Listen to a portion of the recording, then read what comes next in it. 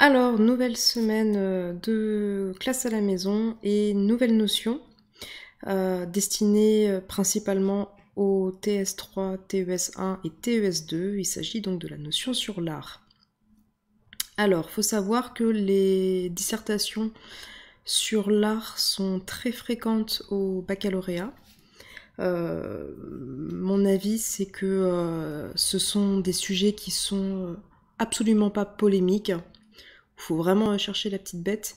Et du coup, c'est des sujets qui sont assez rassurants en fait pour les correcteurs et pour ceux qui conçoivent les sujets, parce que ça va éviter d'être confronté, ce qui arrive parfois, à des propos assez limites en fait. Donc voilà, je pense que c'est l'une des raisons qui explique qu'il y ait tant de sujets sur l'art. En ES, par exemple, alors l'année dernière a mis fin, le bac de l'année dernière a mis fin à une série sur 3 ou 4 ans, je crois, hein, de sujets sur l'art. C'est-à-dire que 3, voire 4 fois de suite, on a eu une dissertation sur l'art au bac ES. Alors qu'en plus, on aurait tendance à attendre ce type de sujet plutôt en L, mais non. Les L en ont eu un l'année dernière. J'étais assez agréablement surprise, mais sinon, paradoxalement, les L ont plus souvent des sujets sur le travail scientifique, la science, donc des sujets d'épistémologie, par rapport aux S, qui, eux, pourraient légitimement en attendre, mais qui ont, comme les ES, davantage de sujets sur l'art. Bon, voilà, c'est étonnant, c'est des choix qui sont étonnants. Les STMG aussi se retrouvent assez souvent avec des sujets sur l'art. Alors, plusieurs choses pour introduire cette nouvelle notion. Ok, donc là je vais pas tellement rentrer dans le vif du sujet du cours, je vais plus vous parler en fait de ce qu'il y a en fait à côté de la notion. Premièrement, ça vous le savez, c'est quoi le matériau, après le concept, hein, c'est quoi le matériau principal d'une bonne copie de philo? C'est l'exemple. Et donc, pourquoi est-ce que les sujets sur l'art ont tendance à effrayer les élèves? Parce qu'il faut beaucoup d'exemples, et donc bien sûr des exemples d'œuvres d'art, donc des références artistiques.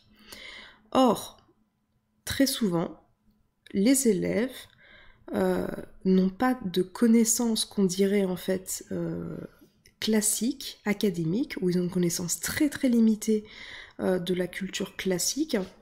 Donc, ils vont tomber dans ce travers qui est de citer des œuvres qu'ils ne connaissent pas, dont ils pensent qu'elles sont légitimes, mais qui sont en fait assez qui sont sans intérêt et souvent qui n'ont aucun lien avec ce que l'élève veut dire. Je m'explique. Qu'est-ce qu'on va très très souvent retrouver? C'est l'exemple à la Joconde ou à Guernica. Voilà. Et franchement, il n'y a pas pire. Il n'y a pas pire quand on est correcteur que de tomber, même une fois c'est trop, hein, mais que de tomber 20 fois, 30 fois, 40 fois, voire 70 fois sur, et ben comme dans le célèbre tableau de la Joconde, non, non, très souvent l'élève n'a pas vu, déjà n'a jamais été face au tableau de la Joconde, ni face à celui de Guernica, donc il ne peut pas bien en parler, ça n'a rien de personnel, ça n'a rien de charnel, et en fait ça atteste de quoi? Ça atteste d'une ignorance totale en matière artistique. Mais en fait, ce que je veux bien, enfin c'est que faut pas mal me comprendre. Je suis pas en train de dire que les élèves sont ignorants en matière artistique. Je veux dire que leur connaissance est limitée dans ce qu'ils pensent être eux la culture légitime, c'est-à-dire la culture qui est socialement acceptée. Et c'est là en fait que je veux vous faire comprendre, c'est ce que je vous ai écrit par mail, qu'il n'y a pas de référence attendue dans une copie sur l'art en terminale. On préférera largement, vraiment, on préférera largement un élève qui fait appel à une culture personnelle que nous on ne maîtrise pas. Un élève qui va citer des chansons qu'il aime bien, des films, des séries, des jeux vidéo, des mangas, des bandes dessinées même. Donc un élève qui va citer des œuvres personnelles qu'il s'est vraiment appropriées, qu'il connaît. On va préférer ça, cet élève-là, plutôt que l'élève qui va citer des œuvres qu'il ne connaît pas, qu'il n'a jamais vues, juste parce qu'il pense que ça fait bien. Donc exemple, la Joconde et Guernica. Donc je ne veux pas dire que les élèves sont ignorants en matière artistique, ce que je veux dire c'est que il y a bien un point qu'ils ignorent, c'est qu'ils ont le droit en fait de faire référence à absolument toutes les œuvres d'art. Et oui, une chanson bon, peut-être pas de Jul, hein, faut pas abuser, mais une chanson de Nekfeu, c'est considéré, bien sûr, comme une œuvre d'art. En fait, je plaisante avec Jul, mais en fait, c'est aussi considéré comme une œuvre d'art si vous reprenez la définition que j'ai donnée dans le cours, qui est un artefact, une création ou une production qui échappe au rapport utilitaire habituel. Autrement dit, qui ne sert à rien, qui n'a pas d'utilité pratique pour la vie pratique, mais qui, en revanche, va avoir une valeur esthétique, par exemple, ou une fonction de divertissement. C'est ça la définition première d'une œuvre d'art. Donc, vous voyez, j'ai changé de décor pour ce cours sur l'art. Qu'est-ce que vous retrouvez derrière moi? Vous retrouvez tout un tas de DVD, les CD, non, je vais y arriver, c'est le truc inversé, des CD, des DVD, des bouquins, et puis là-haut, une reproduction du tableau de Klimt, Le baiser. Ce sont mes références. Dans mes DVD, il y a des choses qui seraient considérées par des cinéphiles comme étant une pure honte. Mais en fait, peu importe. C'est-à-dire, ce sont des références que je maîtrise, dont je peux parler, dont je peux bien parler. C'est ça qui importe. La question, en fait, là, elle n'est pas de savoir qu'est-ce qu'un chef-d'œuvre, comment distinguer une œuvre d'art d'un chef-d'œuvre. C'est pas ça qui nous intéresse. Ce qui nous intéresse, c'est la question que je pose dans ce cours, c'est en quoi l'art est-il essentiel à l'existence humaine? C'est-à-dire, en quoi est-ce qu'il est impensable de vivre sans relation artistique? En quoi c'est impensable? En quoi une vie humaine digne ce nom, une vie heureuse, une vie libre, une vie authentiquement vécue, en quoi elle nécessite du plaisir esthétique, de l'émotion esthétique, en quoi elle nécessite la musique, le cinéma, la littérature, etc. C'est ça la question que je pose. Donc peu importe ce que vous écoutez, peu importe ce que vous lisez, peu importe ce que vous regardez, je répète une dernière fois, hein, toutes les références sont bienvenues tant qu'elles sont les vôtres, tant qu'elles sont personnelles. Mais vraiment, d'accord, ne vous dites... Enfin, en fait, il y aura toujours des vieux cons, faut le dire, pour considérer que ça n'a pas sa place, voilà, que telle référence n'a pas sa place dans une copie. Mais se dire, c'est pas légitime. Alors certes, vous pouvez tomber sur un prof comme ça, mais je vous assure que aucun prof n'apprécie de tomber sur la Joconde ou Guernica. Donc limite, ce que je vous conseille, c'est en fait de trouver un équilibre entre des références classiques. Quand je dis classique, par exemple, ça peut être Van Gogh ou Klimt, hein, c'est des références qui ont l'avantage d'être à la fois classiques, académiques, reconnues comme légitimes par l'ensemble de la population, et à la fois très accessibles, très démocratiques. Hein. Si on prend les tableaux de Van Gogh, La Nuit étoilée par exemple, voilà, c'est un tableau que presque tout le monde connaît, c'est une référence qui est complètement acceptable. Donc ouais, je vous conseille de trouver un équilibre entre des œuvres qui sont classiques, comme ça les vieux grincheux ne diront rien, et puis un petit peu, voire en fait à 50%, des références personnelles que le correcteur va pas forcément maîtriser, mais c'est pas grave. J'insiste, hein, moi je serais très content, enfin je préfère largement en tout cas, avoir 5 exemples que je ne connais pas, que je ne maîtrise pas, mais justement que je vais aller chercher parce que l'élève m'a donné envie d'aller écouter telle chanson ou d'aller voir telle série ou jouer à tel jeu vidéo, enfin bref, ok. Voilà, c'est ça qui est important en fait. Là, vous avez réussi. Vous avez réussi votre copie si non seulement vous avez compris les enjeux du sujet, mais qu'en plus vos exemples, ils vous permettent de bien traiter ces enjeux-là. D'accord? Sachant que la Joconde et Guernica, c'est hyper dur à utiliser. Enfin bref, on arrête avec ces exemples-là. Ça vaut aussi pour les 4 saisons de Vivaldi. C'est quoi les références tarte à la crème, la liberté guide dans le peuple, enfin bref. Surtout que dans le pire des cas, l'élève ne connaît pas l'auteur. Donc en plus, il se gourre. Vous imaginez 2 secondes, je sais pas moi, la Joconde peint par Picasso, enfin. Ok, donc une bonne copie, dissertation comme explication de texte, doit comporter des exemples d'œuvres d'art. Vous avez compris, divers, variés. C'est clair que faut pas avoir 5 fois une référence à un manga, ou 5 fois une référence à un jeu vidéo, ou même 5 fois une référence à la peinture classique de la Renaissance. Il faut essayer d'avoir des références qui soient empruntées aux différents arts. Là, je vous renvoie à la page Wikipédia. Les arts, hein, ça va du premier, je vais dire une connerie, le premier, ça doit être l'architecture, la sculpture, enfin bref, le premier, jusque, on va dire, au 11e, c'est la bande dessinée. Je me demande si 13e, c'est pas le jeu vidéo, par exemple. Il y a la mode qui a dû faire son entrée. La mode, c'est peut-être le 13e ou 14e. Oui, même une référence à la cuisine, hein, à la mode, à la cuisine. C'est une référence qui est complètement acceptable et légitime. Hein. Ok?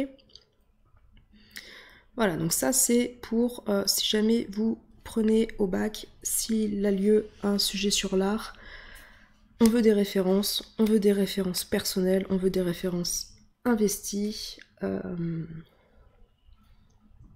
Deuxièmement, je reviens sur mon intitulé de sujet. En quoi l'art est-il essentiel à l'existence humaine? On est d'accord que c'est un sujet qui comporte non pas un simple présupposé, mais carrément un parti pris. Peu de chance d'avoir ce genre de sujet-là. Hein. C'est un sujet qui est très fermé, parce que vous voyez bien que c'est pas une question à laquelle on peut répondre par oui ou par non. C'est un sujet qui ne laisse aucune place, aucune légitimité à un discours sur l'art qui serait un discours méprisant. Donc moi j'en ai que faire, j'en ai absolument rien à faire et je ne donnerai aucune légitimité à tous ceux qui me sortiront que l'art n'est d'aucun intérêt, que la vie humaine peut s'en passer. Moi je prends le parti pris opposé et je veux montrer en 3 points, donc c'est un plan thématique, en quoi l'art est nécessaire à une vie authentiquement humaine, à une vie libre, à une vie heureuse, à une vie morale.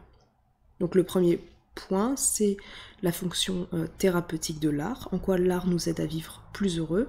Deuxième point, c'est la fonction pédagogique, donc la relation de l'art à la réalité et à la vérité.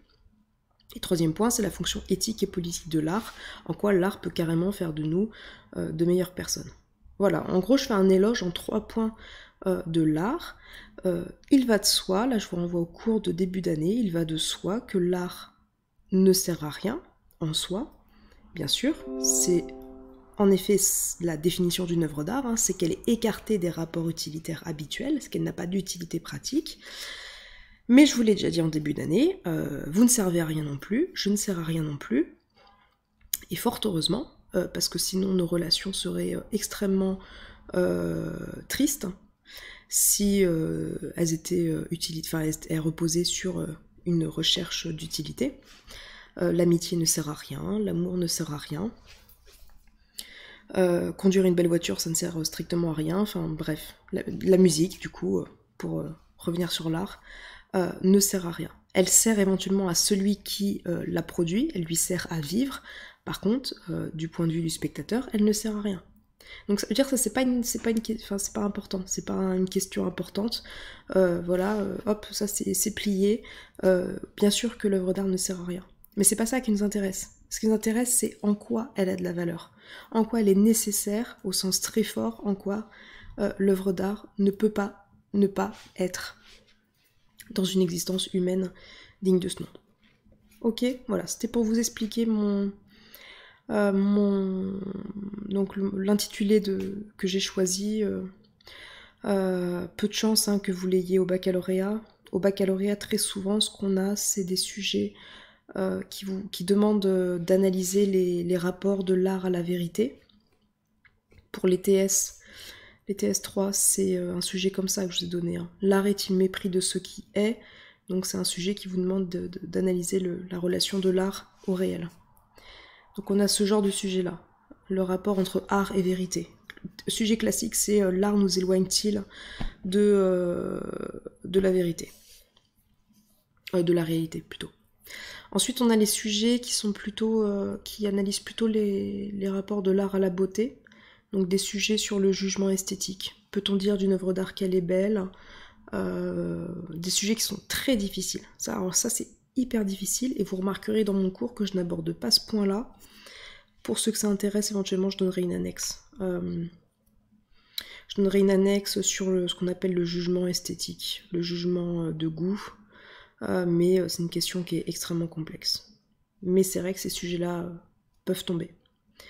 D'ailleurs, je crois que c'était tombé donc en ES il y a 2 ou 3 ans. C'était une œuvre d'art est-elle nécessairement belle? Hyper difficile. Ce qu'on va avoir aussi, c'est des sujets, ça c'est assez fréquent justement, les sujets qui vont vous demander de comparer l'œuvre d'art aux autres artefacts, donc aux autres objets créés par l'homme.